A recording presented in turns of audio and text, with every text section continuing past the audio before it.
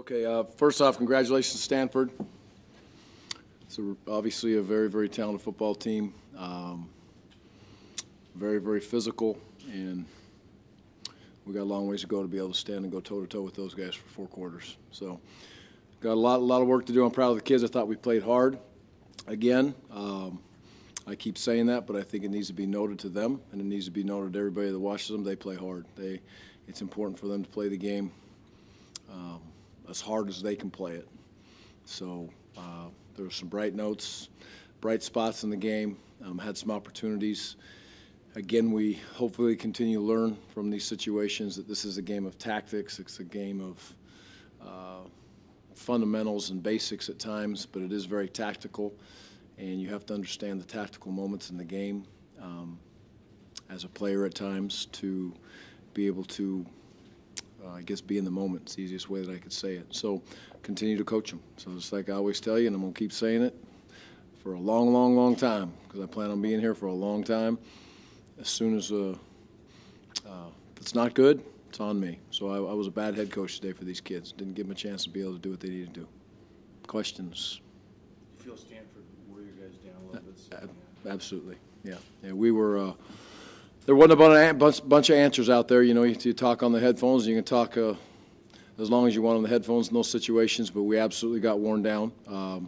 I would say more so than we did in the Michigan game. And the stats will show that. I think the film will show that. And again, not effort, but we got worn down.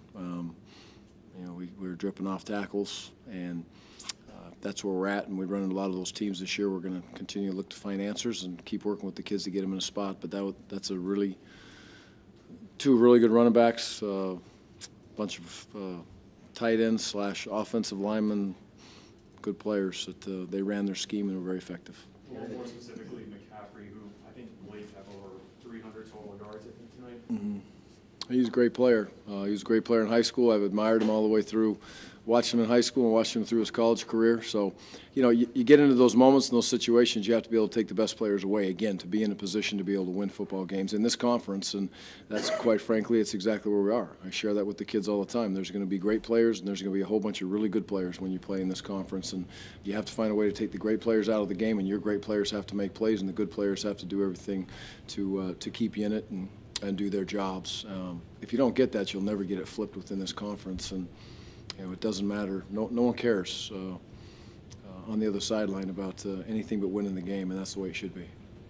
Coach, talk about what the team felt like going into the half, just down by 4, had played an excellent first half. Tell me what the feeling was. Well, it was good. You know, I think they were disappointed that we didn't get the touchdown there. We were able to, you know, get some stops and make some plays. Again, they were very attentive. They were excited. You know, sometimes they still in their youthfulness get a little bit too excited. You have to be able to coach in half times and make the adjustments that you want to be able to make to keep them in the moment. But they were great. They took the coaching. I think we put in a couple different things that wouldn't show with the way we played in the second half, but we had some opportunities to make some plays, a few adjustments that they did. Coach, you talked about having great players and having to stop them. Do you feel like you have some on your side of the ball? Yeah, we have some great players, absolutely. You know, when you're in this conference, you have to recruit at a very, very high level. And we have some great players. We have some great older players, and we have some great youthful players that are learning in a position that as many reps as they're getting, you maybe wish they weren't getting as many reps as they are, but that's exactly where we are. But we have some really good kids. They're working their tails off. You know, the name of this game is to continually work to get the best players on the field, and year after year, continue to recruit to get the best players. And in this league, that will never change. But I think we have some kids that are verging on being great players if they allow themselves to be, and we have a whole bunch of kids that are verging on being good players if they allow themselves to be. But again, it's my job to get them there, nobody else's. Where do you see Seth fitting on that? For a freshman quarterback, I don't know what more you could ask for. He's, you know, at times he runs it, he throws it. He's made pretty good decisions. He, again, threw the deep ball today unbelievably well. He's getting smarter every single week, so he's he is a vicious weapon as a true freshman quarterback to be doing the things he's doing. And there's a number of those true freshmen, and probably not the best after a game in this moment to turn around and point all those guys out as much as I should. But I hate to single young men out when it doesn't kind of go our way. But you ask about Seth, I think he's playing at a very high level and needs to keep growing up. Talk about his growth, Coach, through these first 3 games. Well, I think we all can see it. All those that have seen the games, he's continually more at peace. Now, there's a lot of things we can still work on. Trust me, on that film. And I don't know the offense inside and out, and I'll never claim to know the offense inside and out. But I do listen on the headphones and the communication, and there's things we can do much better. I think the thing that's really helping Seth at times, quite frankly, his supporting cast is getting better and better. Jordan made a bunch of plays today, and it was great to see him make those plays. But Seth has grown every single week. Understanding the offense, picking the moments. You saw a couple times today where he ran out there and he threw the ball at one scramble and get to the next down. Sometimes there's a lot worse things than just punting. We're in that setting. Sometimes he's starting to learn that. So I'm very proud of that kid. I think Coach McGivern has done a tremendous job of coaching him, mentoring him, and this team's relying heavily on him to have success right now. Coach, I realize this is a group thing, but considering how he has emerged, does he put you a little bit ahead of schedule in rebuilding this thing? Yeah, the future's bright. If you have a young freshman quarterback like that, and I think we have some other quarterbacks that hopefully we're getting out there through the recruiting process, and Daryl's on our team right now, so we've got ourselves in a position at the quarterback spot to be able to compete. And if you think you're going to go out there with one quarterback year in and year out, and week in and week out, so Seth definitely puts you in a position to say, well, the guy we played tonight started for 4 years, and I look back and watching the game today, and there he was 4 years ago playing against Oregon State, and he's got a lot of reps underneath him, and he's a tremendous quarterback. And then I look at Seth, and he's 4 games into this thing now, and I guess 4.5 if you take all his reps. And he's a tough, competitive kid, and it means a whole bunch to him. It hurts to lose, I promise you that much. Gary, how good is Stanford? Boy,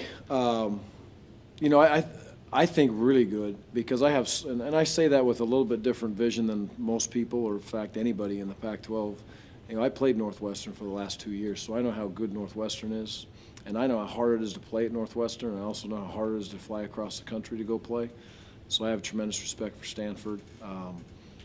Their defense is, I think, continually getting better and better with some young kids that are on the back end. But they're an older team. They're physical.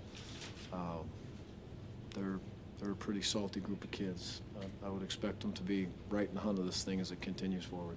In order to be able to hang with a team like this, or what you're going to face for the rest of the Pac-12 season for 4 quarters, what are the things that you can fix immediately? What are the things that you can adjust and correct right now?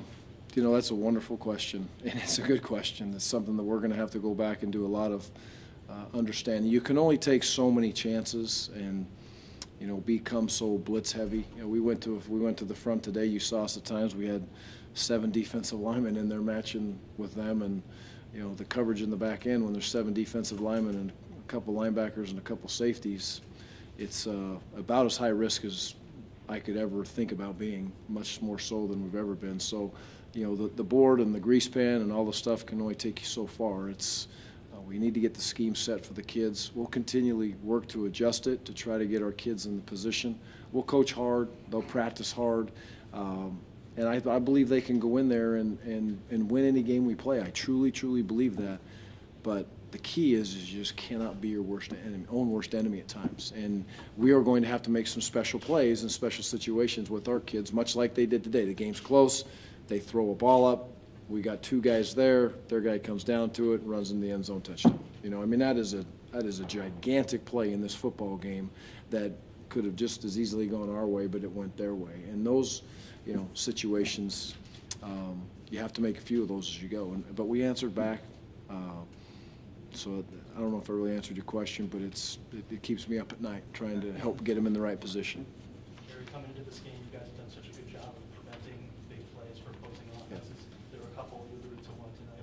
Was there anything consistent? You talked about the high-risk defenses that contributed to some of Yeah, the one that the kid made a great play. You know, I don't know. It looked like to me maybe we got a hand on it or we didn't. He made a tremendous play down the field. You know, the big run, I don't know how many tackles he broke. It was down their sidelines, but it was more than 2 for sure. And, you know, again, the big plays are one thing. That's part of it, and we don't want those big plays. But, again, our inability to be able to have success on first down was a killer tonight. And defensively, when you're in a position to where a team wants to come in, and that was very obvious, they were like, we are going to run the ball down your throat. And 1st and 10, hand it off, 2nd and 10, or 2nd and 4, hand it off. It gets really hard. But the big plays are something obviously we don't want, but we didn't play good, you know, short yardage defense, no. Big plays, no. 3rd down defense, I haven't seen the numbers, but I'm sure it probably wasn't really good. So we'll continue to work through it, and Thanks, Coach. we'll work hard. We good? Thanks, guys.